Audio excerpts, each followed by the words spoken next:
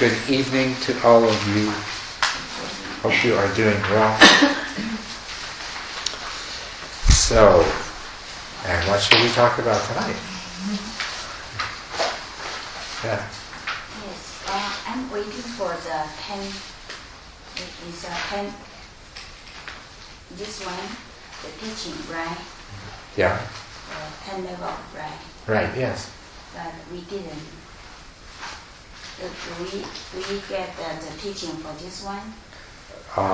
You didn't.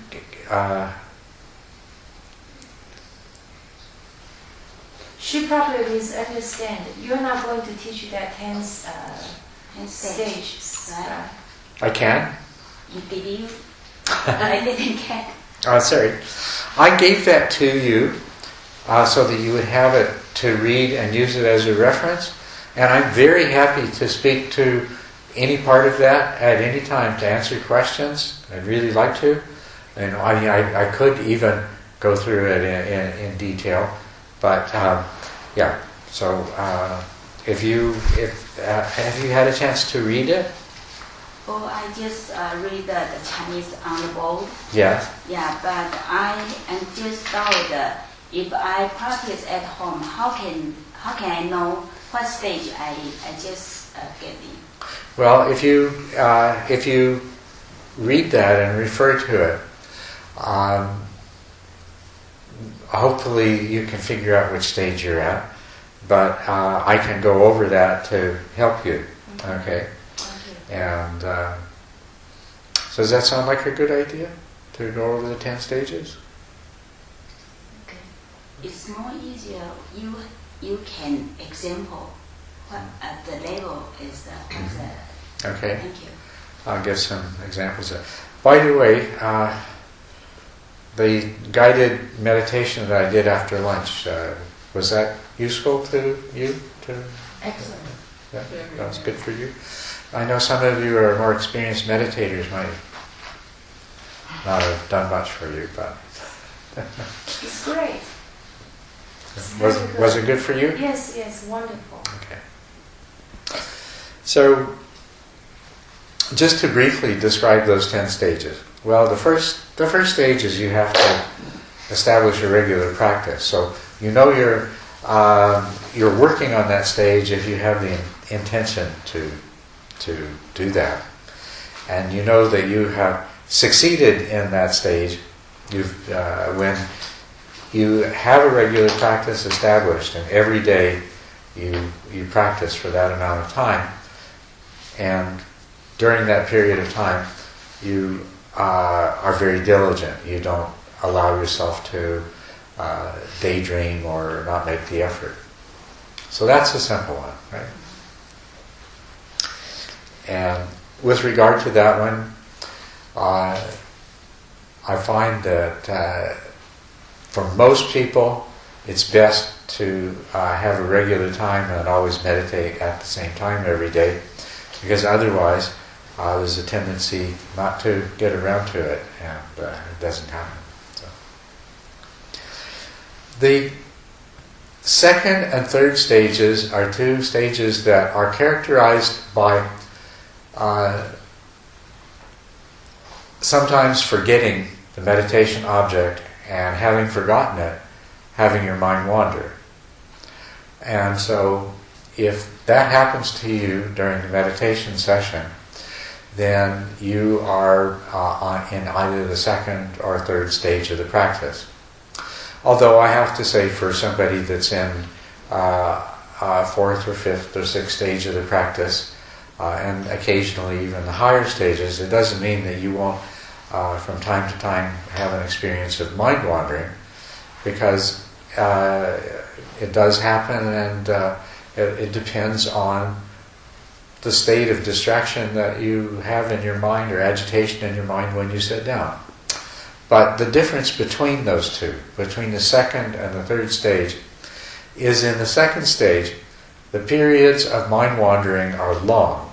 Now what I mean by that is that you may start off following the breath, and then you forget it, and then when you realize that you have that you've been thinking about other things and have forgotten the breath, several minutes may have passed. And in the second stage also, that happens fairly frequently. So that over the whole course of sitting, maybe for 45 minutes or an hour, depending on how long you sit for it,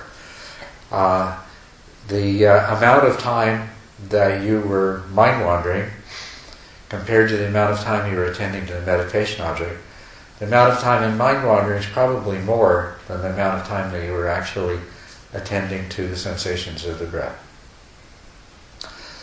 But as you practice just continually bringing your attention back, that will change and there will be a shift.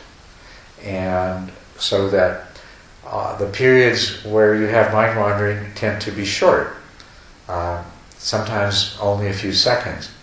And the periods when your mind is not wandering tend to be long, like many minutes at a time.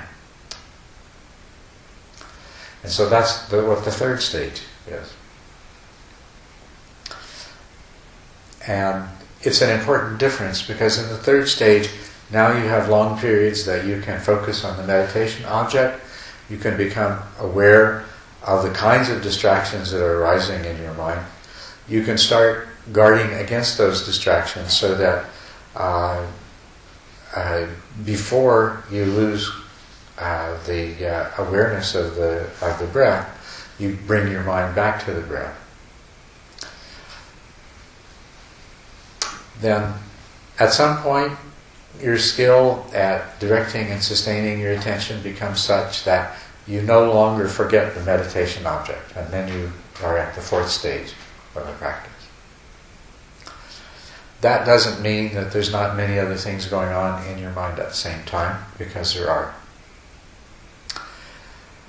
Many thoughts, and your mind is often distracted by bodily sensations and also by sounds around you. But you don't forget the meditation object. You don't completely lose awareness of the breath as a result of that. In that stage, you'll notice that sometimes the awareness of the breath has been displaced by some distraction, usually by a thought. So you're thinking about something, you're still aware of the breath, but you're thinking about something at the same time. And that thought is actually, you're more aware of that thought than you are of the breath. So we would call that thought a gross distraction. And we would call the thoughts that are in the background of your awareness while you're still focused on the breath, we would call those subtle distractions. So your practice in the fourth stage is to keep a subtle distraction from becoming a gross distraction. In other words, one of those many thoughts that is present in the background of your awareness, together with the meditation object, to keep one of those from displacing the meditation object so that it now becomes in the background. And so that's what your practice is, whenever you realize that has occurred, to bring it back and to guard against that happening. When you see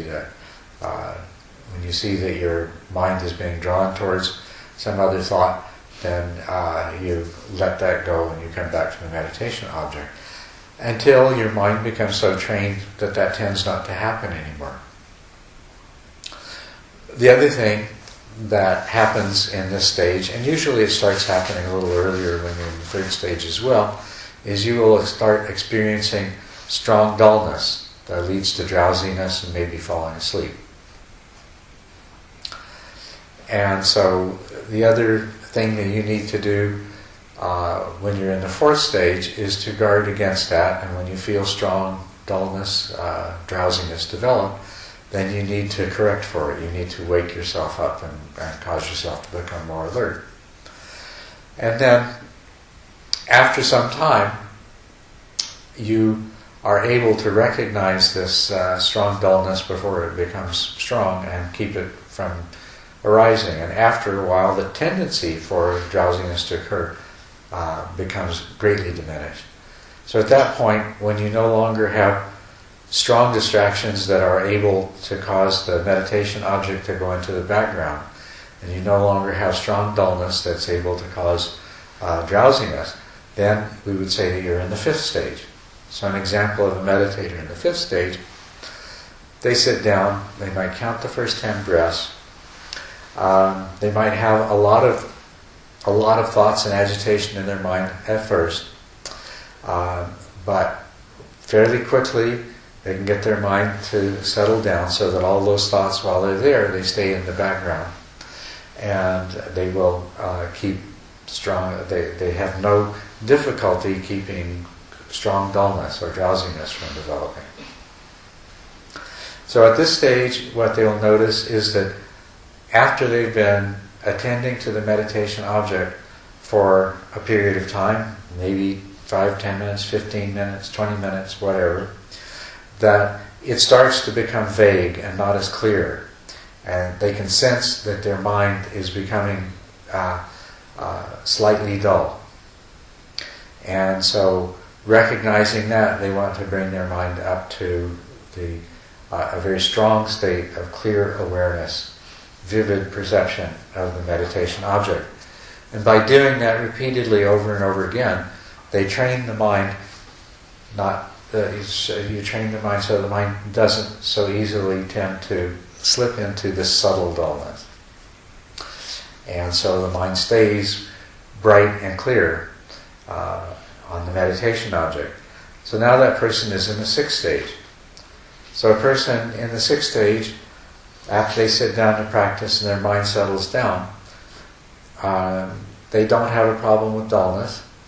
They don't have a problem with distractions replacing the meditation object, but there are still many thoughts present in the background of their awareness. And so in the sixth stage, they are working to reduce that by being very closely focused on the meditation object. And basically what happens here is by refusing to allow your attention to be shared by the distractions, those other parts of your mind that keep bringing up those distracting thoughts and memories and feelings, and that part of your mind that's attending to sounds and keeps thrusting sounds into your awareness or bodily sensations, those parts of your mind, because you refuse to share your awareness with those thoughts and sensations, they cease to present them. And so you have this, you now have a concentration where your mind is steady on the meditation object, and the number of thoughts that are present becomes relatively few, and those thoughts that do come just arise and pass away without causing the mind to move towards them. And when that happens, you're in the seventh stage. So a person in the seventh stage can focus their mind on the meditation object. They have no problem with dullness. They have very few thoughts in their mind, and there's only loud sounds or strong sensations in their body that are particularly noticeable. By and large, most distractions that arise pass away fairly quickly.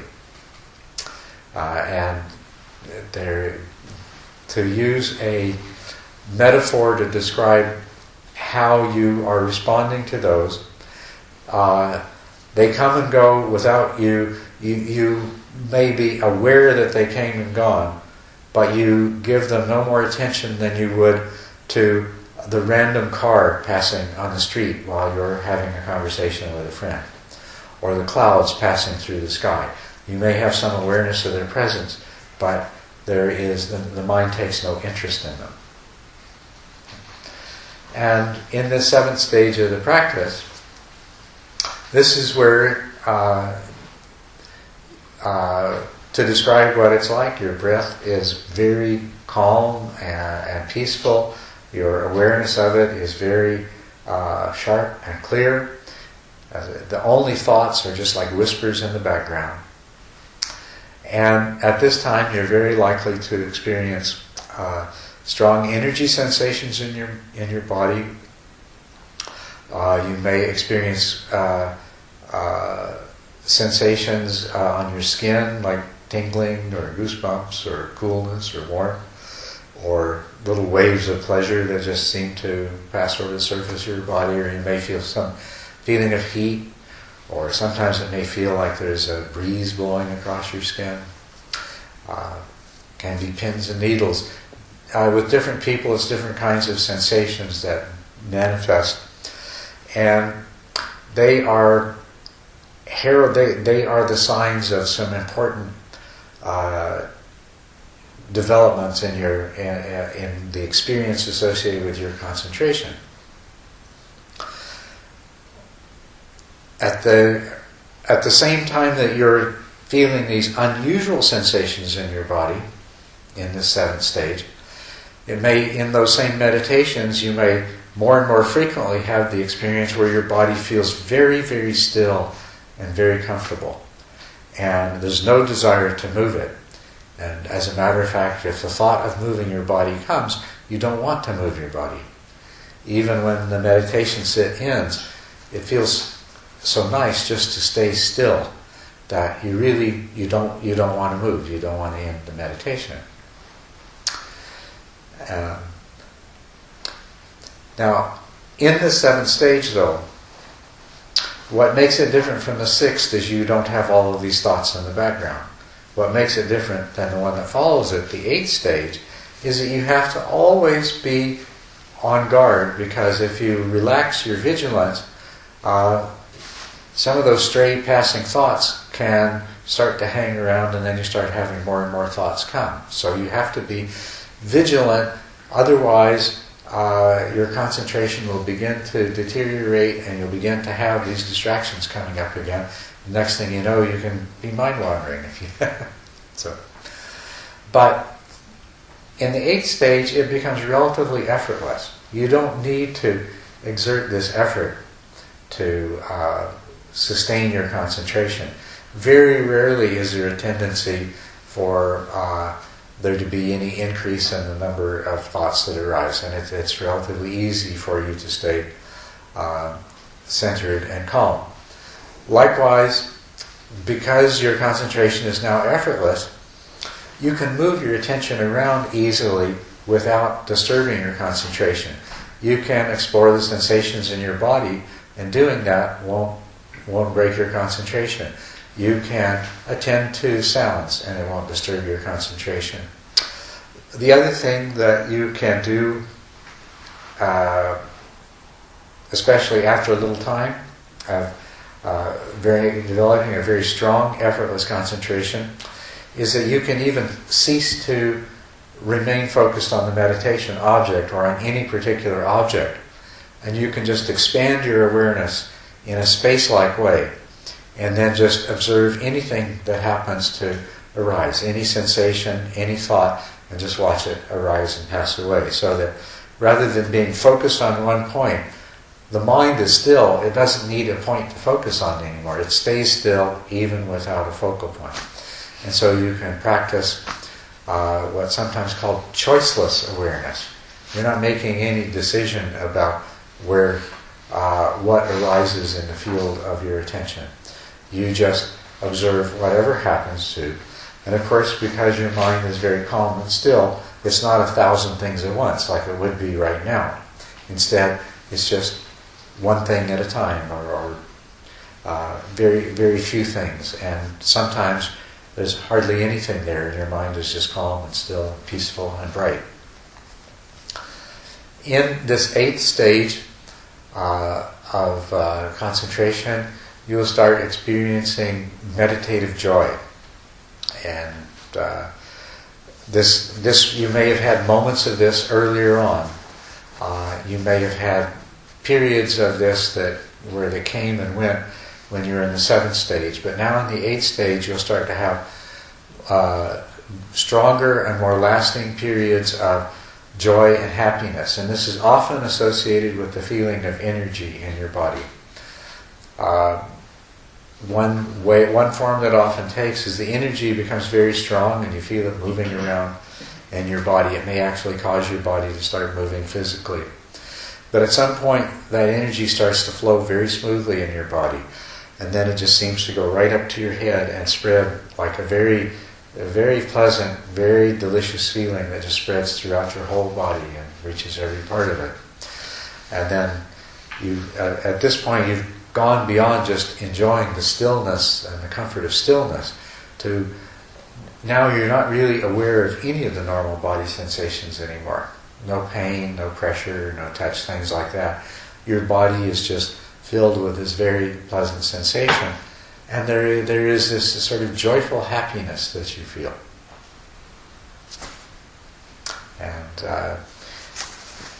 that can become very strong, and that can become distracting. So what you do then, the ninth stage is basically you get used to that joy and happiness. So they cease to be a distraction. You cease to be fascinated by them. And they're replaced instead by a very strong feeling of tranquility. Your mind is still joyful, but it's joyful in a very tranquil, peaceful way. Okay, and there's a feeling of happiness, but it's a contented happiness. It's not an excited happiness. Earlier on in the eighth stage, some people, it's so strong, the joy, they feel so excited that they can't even continue the meditation. They have to get up and go tell somebody about it. They have to go run up, and they still feel it even after they get up, but it's got so much energy in it.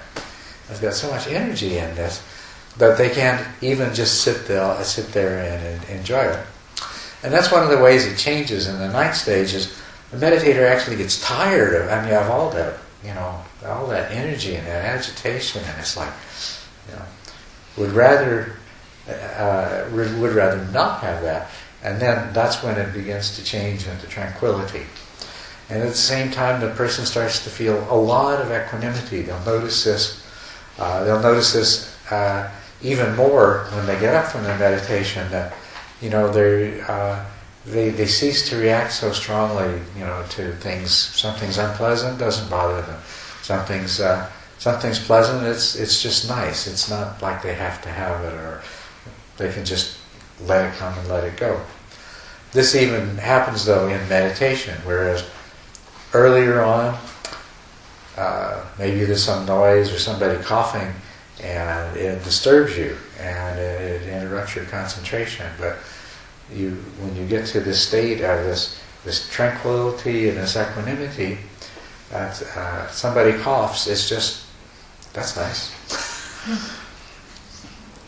That's quite all right. It's just a cough. It doesn't bother you at all. It's about the only feeling that it gives you is a feeling of, oh, how nice. So, and then when that becomes very strong and consolidated, that's the 10th stage. So the 10th stage, that's what we call a fully developed samatha, or access concentration, because it gives you access to the jhanas, the deep absorption, and it also gives you access to vipassana, to insight. And the way that we can characterize that state is you have very strong, stable concentration. You have very bright, clear, mindful awareness. You have a mental state of joy, but not an exuberant, excited joy. You have a mental state or you have a feeling of happiness, but it's a contented sort of happiness that's described as a tranquility. Your body feels very pleasant. When you get up from meditating, it's easy to meditate for an hour. It's easy to meditate for 2 or 3 hours. And when you get up from meditating, your body feels good. There's not, nothing's falling asleep. Nothing feels stiff. You get up and you feel very good. And you have this equanimity. And then in the 10th stage, you go out into the world and you begin to do things. And it stays with you. You still have this strong concentration. You still have this strong mindfulness.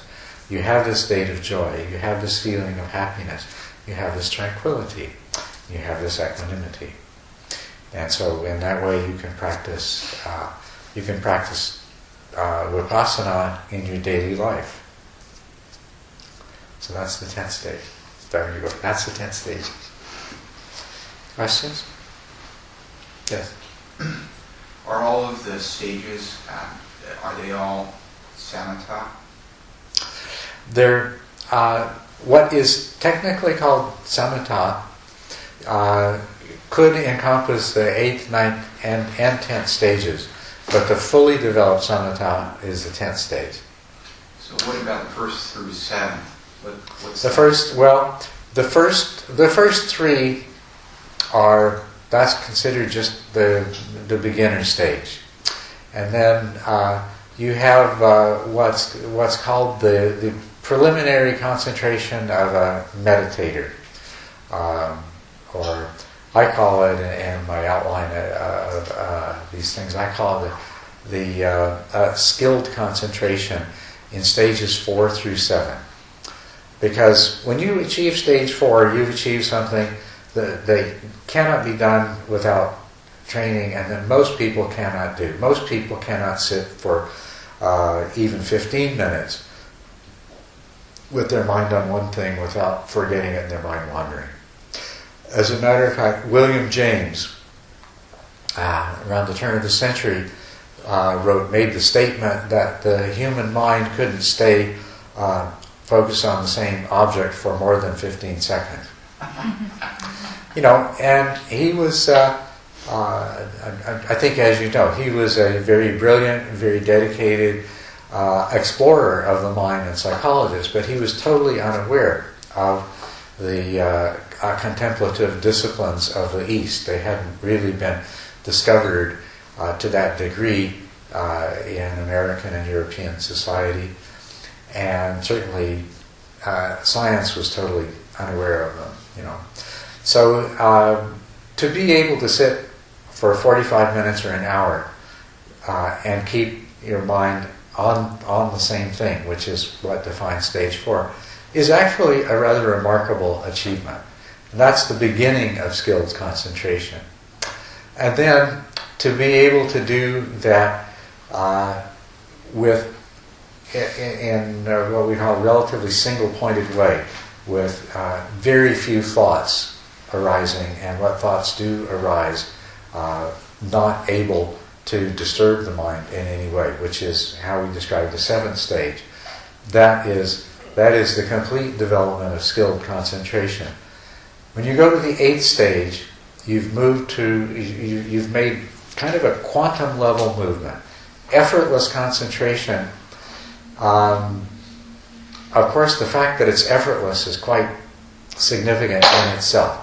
And it's effortless because you just trained the mind so well that now the mind behaves, It's like training your dog to sit so well that you tell him to sit and he stays sitting. You don't have to keep telling him to sit down again. So when your mind is trained to the point where you have effortless concentration, just the fact of effortlessness is really a big step. But it's also what it makes possible. It makes possible that sort of spacious awareness, the spacious mind of choiceless awareness possible. It makes exploration possible.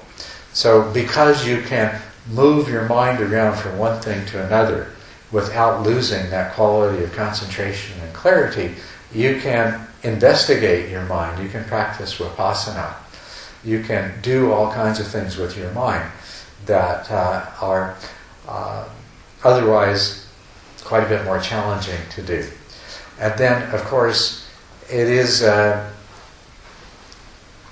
in achieving this sort of effortless concentration, there is this unification of the mind that, as I pointed out to you, there really are all kinds of different mental processes continuously taking place in your mind. Some of them so autonomous that you could almost regard your mind as being made up of a number of different minds.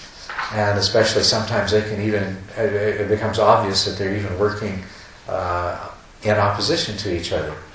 But what happens in effortless concentration is you don't have any different parts of your mind working in opposition to each other, or even working at a tangent to each other.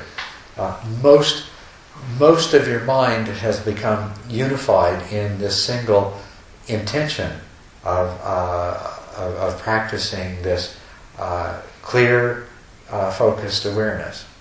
And so that's a very remarkable thing in itself. It is related to the effortlessness, because the only way that you're able to be effortlessness is if some other part of your mind isn't going to take advantage of your lack of vigilance to start introducing what it thinks are all kinds of important thoughts to be thought about. So the unification of mind and the effortlessness are very much linked to each other.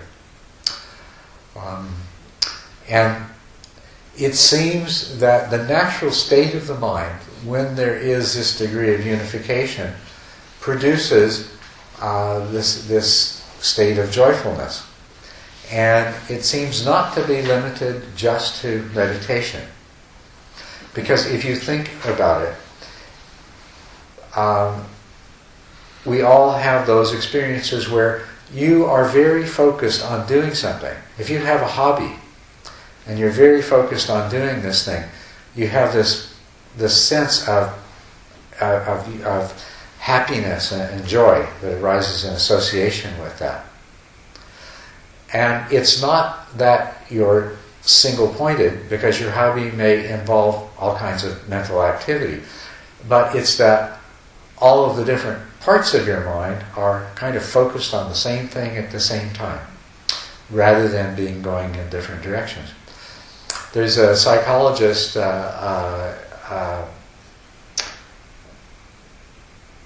Csikszentmihalyi is his name, a Czech psychologist. And he has studied this extensively, and he calls it flow. He seems, at least at the time he wrote the book that I read, he seemed to have been unaware of this as a phenomenon in meditation.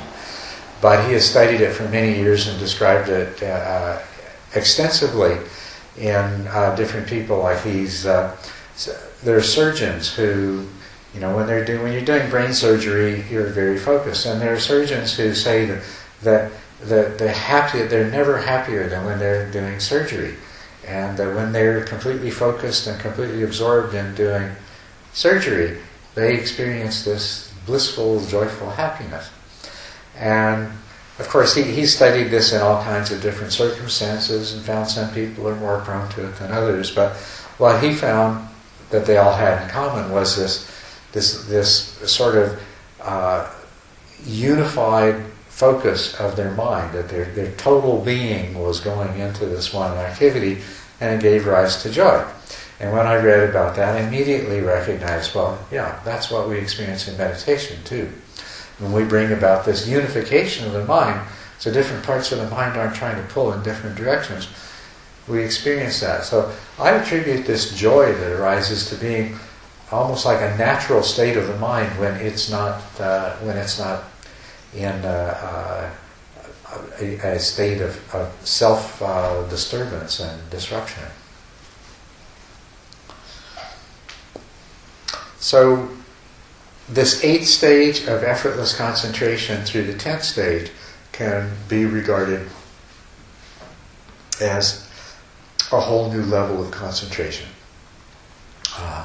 corresponding to what is in the sutras called, or actually, I guess not the Sutras, in the Visuddhimagga it's called Upachara Samadhi, or access concentration.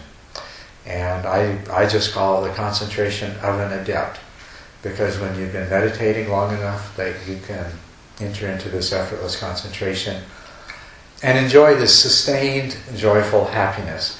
And you get it for shorter periods of time in the 7th stage, where basically you're having a period of unification of mind. But it hasn't reached the point where it's effortless and sustained for example, a whole sit over an hour or even 2 hours or more. So that's the 3 divisions that I would make. Beginner's concentration, that would be 1 to 3. Skilled concentration, 4 to 7. And adept concentration, 8 to 10.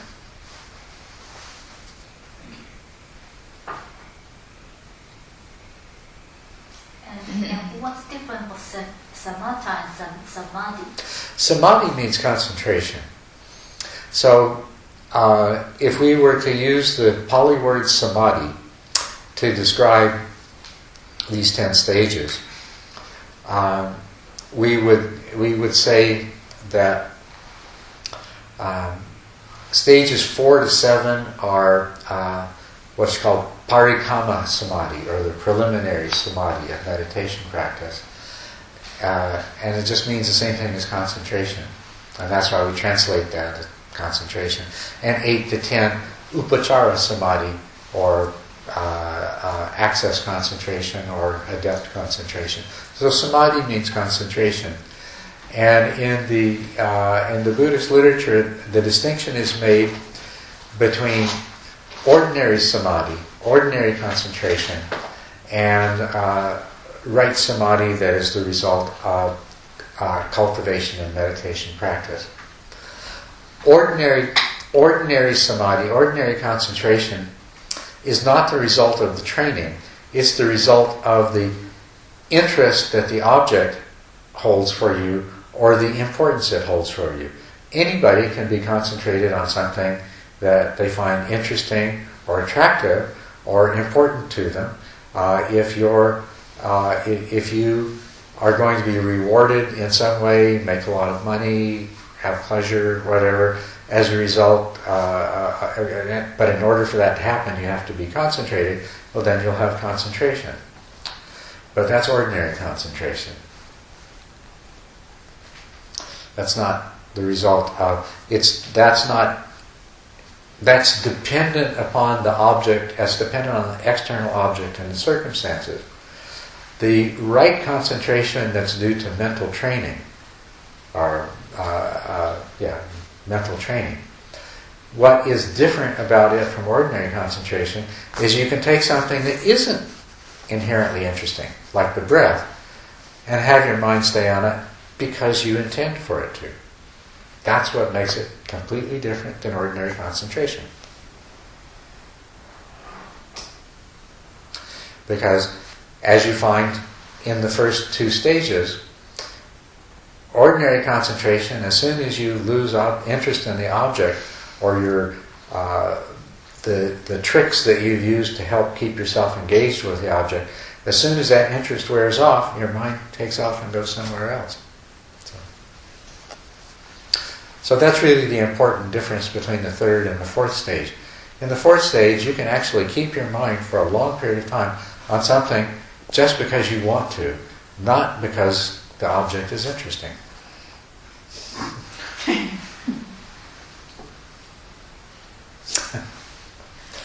And people a lot of times don't understand that. They start to meditate and they say, "What's so interesting about the breath? Why are we spending all this time? Why are we spending all this time looking at the breath? What's so interesting about that?" Well, in a sense, the whole point is that there's not really anything interesting about it. Yes.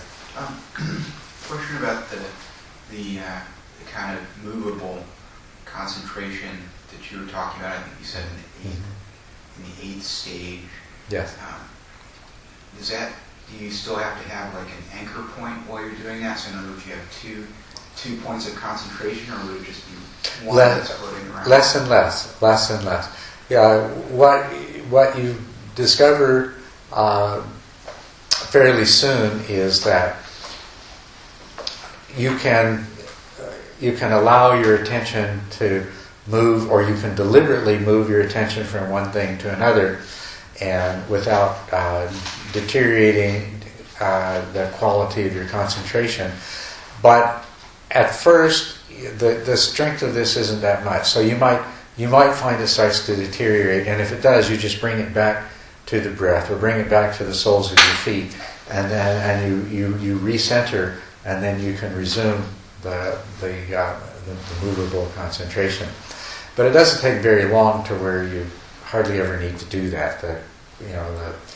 The mind just behaves. It is, as the Buddha describes it, malleable and wieldy. Something's malleable, of course, if you can bend it and shape it to your purposes. And the mind is malleable in that sense, that you can hold it on one thing, or you can move it from thing to thing to thing. And it's wieldy in the, it's easy to do that. It's a mind that's malleable and wieldy. So, just to follow up, if the new meditation object then, let's say, is unreliable and it deteriorates, is that any kind of problem for that type of concentration, or can it just sort of go back to your breath?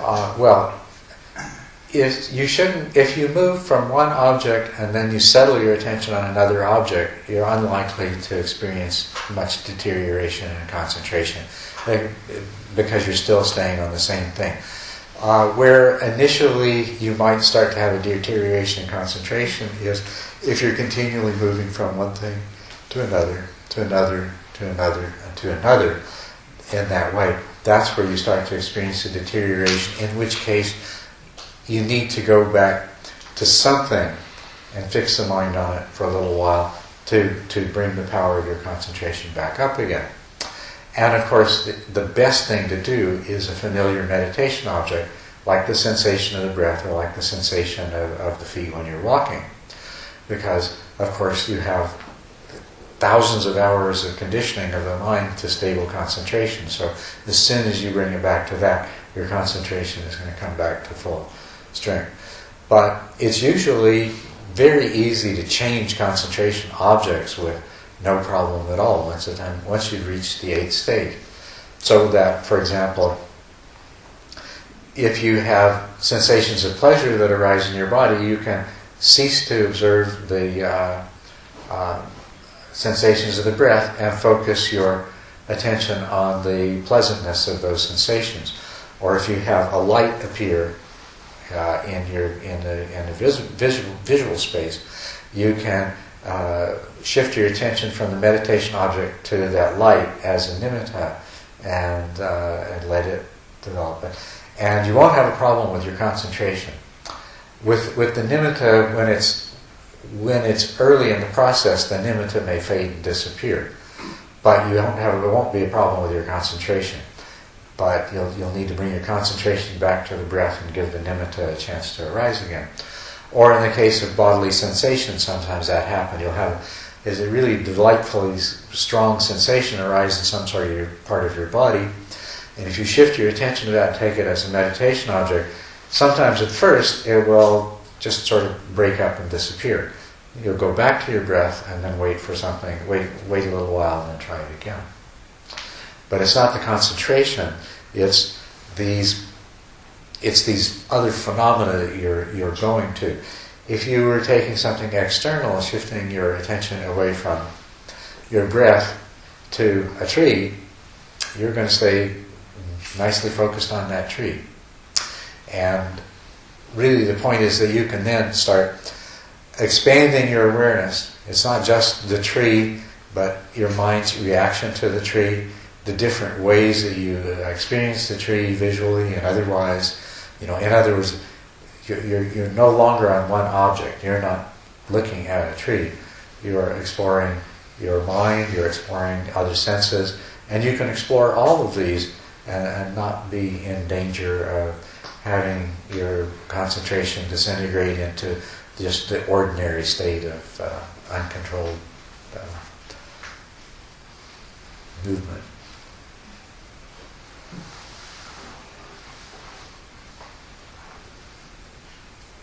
Yes? I always doing sitting meditation in nighttime before I go to bed. Mm-hmm. Sometimes I have a timer. Sometimes it's over 1 hour is enough. Mm-hmm. Then I go to bed. Yeah. But I cannot sleep. Sons call me, get up and give up meditation again. But I say, no, I get up already. Is it possible? Is which possible? Ask me to wake up, get up and meditation again. Sure.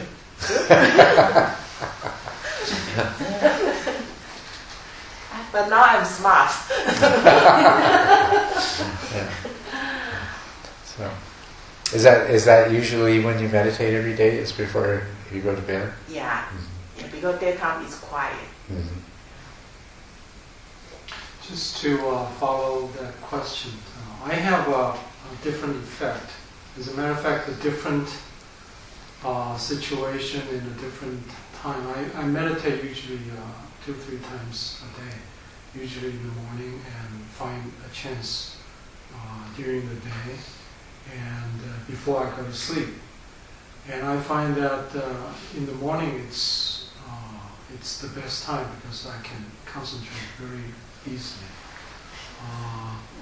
Before I go to sleep, and I couldn't concentrate that well, but after I meditate, I feel so comfortable, and I can just crash right away, and I sleep like a baby, and it will be just immediately I go to sleep. And in the afternoon or in the morning, sometimes I meditate, and all the sensation keep your body extremely comfortable. And I find sometimes it's not, some people tell me that when you do meditation, you're supposed to have all these energy and concentration, of course, and you're ready to run for your business. As a matter of fact, after meditation, I wanted to kind of, it's not that I'm sleepy or anything, it's very cozy, and I wanted to get in bed and kind of cozy for a while, rather than go outside and fight for the world. Can you comment on that? Is that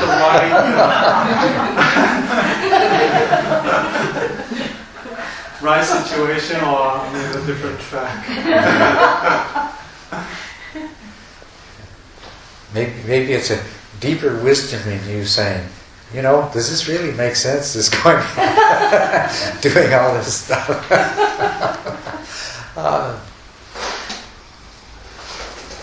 I don't know. Your mind is bright and clear, but you're just not motivated to go out and do things.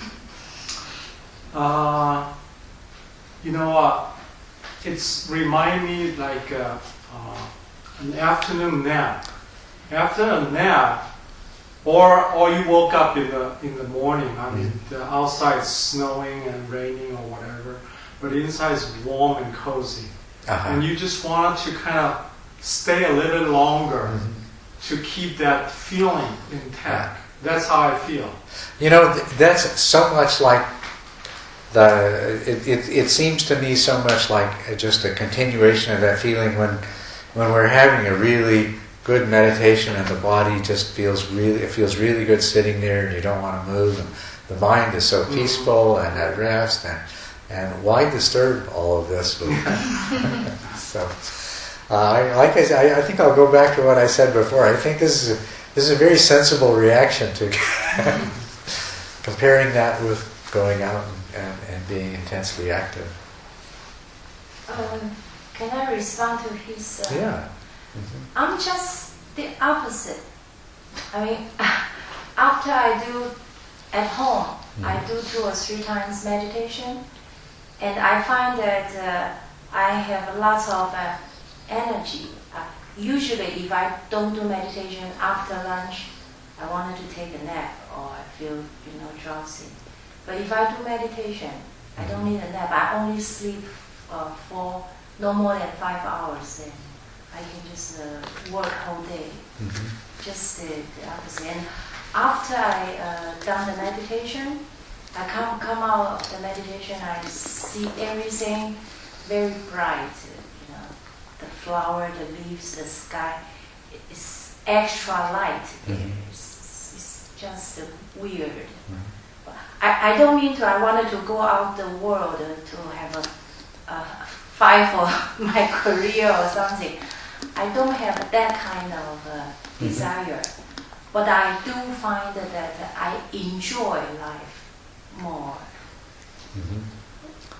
I can understand that too. I share all of these experiences, and I think as different individuals, we may, I look at the two of you, and you are a very energetic, outgoing person by nature, and I look at Scott, and he's a very peaceful, calm, very deliberate person by nature, And so what I hear the two of you saying is that, these are both things I think that probably everybody experiences in meditation to some degree or another, but by Scott's nature, one predominates, and by your nature, another predominates. But the aspect of being more alert, more awake, more alive,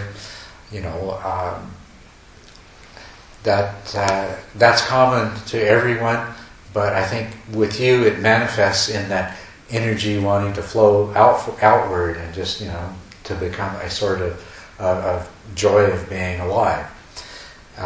And that same awake, alert clarity, but also accompanied by the tranquility and the peace and the focus, works a little bit differently in another person. You experience still the same thing, the focus and the clarity and the peace and everything else, but just how you manifest it. So I think you two are wonderful examples of what you're describing as wonderful examples of the effect of meditation, essentially on all of us, but in a stronger form with each of you as an individual. And it points out the fact that we are all individuals. We're not all going to have the same meditative experience. Even these things that I talk about in the 10 stages in general, the meditative joy. For some people, it's so intense that, they almost can't stand it. For other people, it's joy, but, it's not all that strong. It's not all that intense. And they sort of like, what's all the fuss about? Yeah, this is really nice, But so, a lot of individual variation. I see. I know our time's up, but can I ask one more question? Yes. I have questions about this afternoon's guided meditation. Yes. We're talking about something about your breath make up your sensation make up your body. Mm-hmm. Can you elaborate on that, or how does that play into your meditation? Well, I was just pointing out something to you that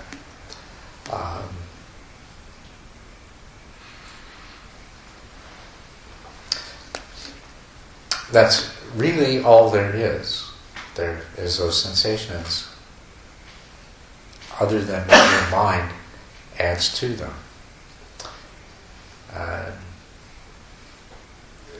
So you were sitting there meditating with your eyes closed, and I had you paying attention to the sensations here, and I said, notice that that's all there is. There is no air in that. There's only those sensations. The air is inferred, it's imputed, as is the nose. We take those sensations and we infer the existence of the body and the sensations of the body as a whole. Our whole experience of having a body is only the result of sensations, the sensations of the body itself, and also, of course, we can see our body, we can experience it through other sense organs, but it's only through the sense. We don't have a direct experience other than through the senses.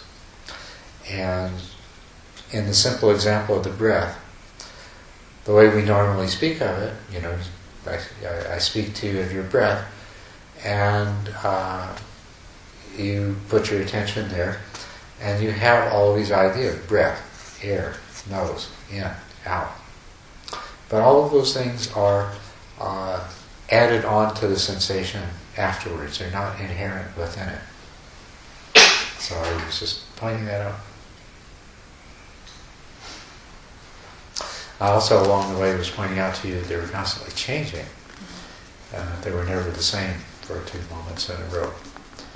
So these very obvious observations are what helps to lead us into a fuller understanding and recognition of impermanence and emptiness, selflessness.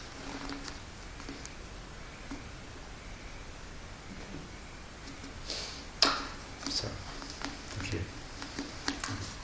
Yes? May not be today, but during this retreat, can you talk about no self, that particular subject, as far as what's the concept and how to, what to practice to get there? Yes, that's a very, very good topic. Yes. No self and how to practice in order to have an awareness of no self. Yeah. We will do that. So,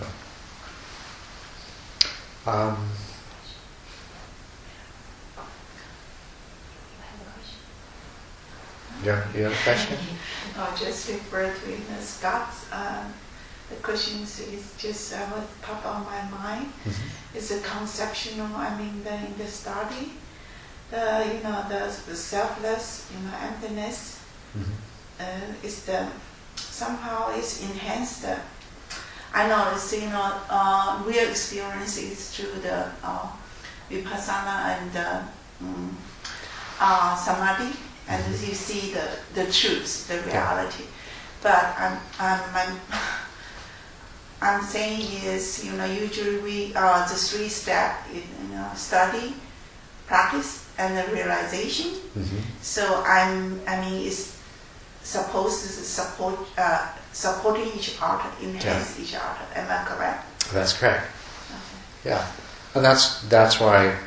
Yeah, the three things go together. So that's why having a clear idea of the meaning of emptiness and the meaning of no self, as well as doing the practice, those work together to bring about realization. And of course,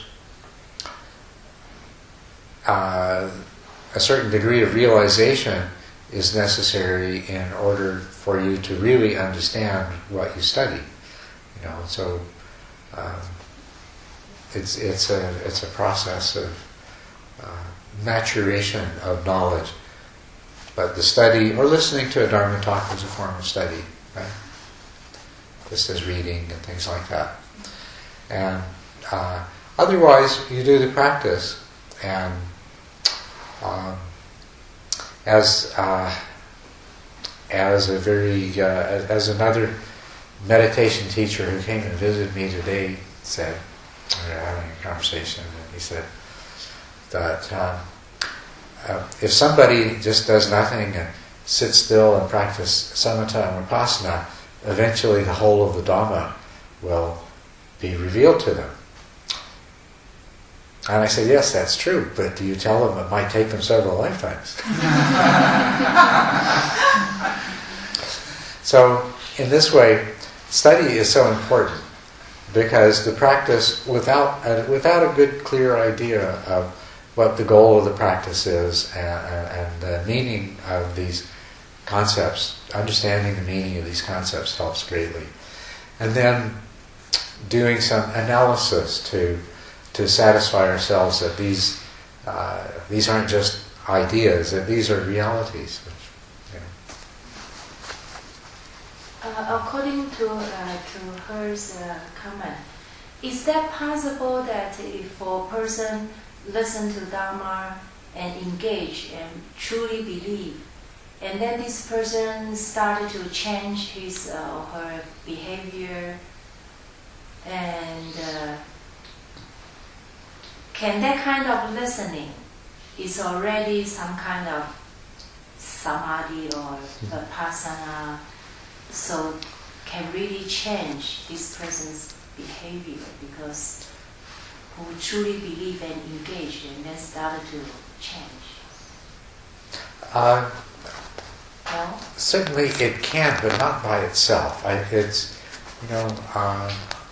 don't think just I can't imagine any way in the world that just studying or just hearing the Dharma, there has to, even though we see in the sutras that the Buddha would give a teaching on the Dharma, and by hearing it somebody would become enlightened.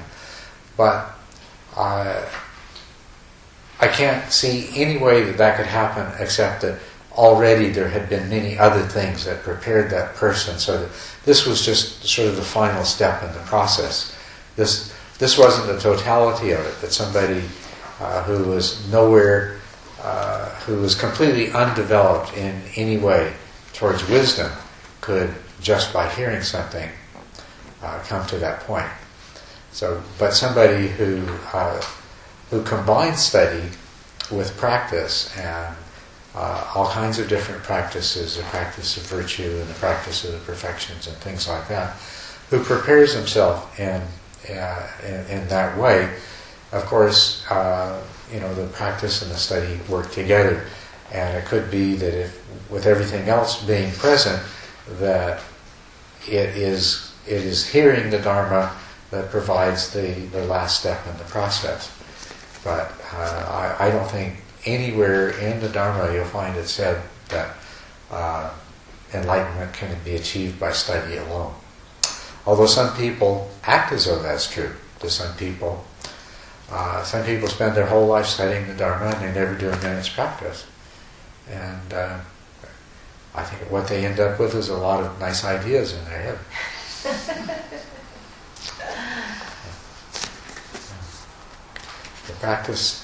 The practice is essential.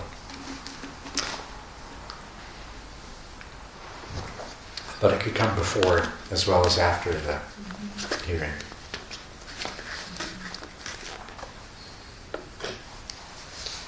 Well, then why don't we stretch for a few minutes and then we'll sit together.